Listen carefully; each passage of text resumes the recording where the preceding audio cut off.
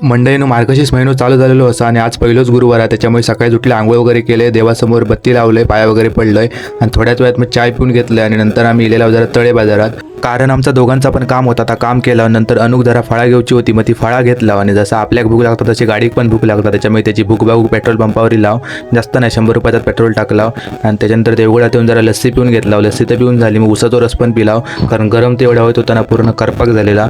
मग त्याच्यानंतर आमची स्वारी निघाली घराक जाऊ, थोड्याच वेळान मग काय घराक जाऊक निघालो आणि समोरचा तुम्ही व्ह्यू बघा, ह्यो रोड कुणकेश्वरचो. मग त्याच्यानंतर थोड्याच वेळात आम्ही अनुच्या घराकडे गेला, घट बसलेलो होतो. मग ते पाया वगैरे पडले देवीच्या, एकच नंबर वाटलं, लायटिंग पण छान केलेली होती आणि पार्सल येताना ढोकून आणलेलं तो मग खाऊन घेतलंय.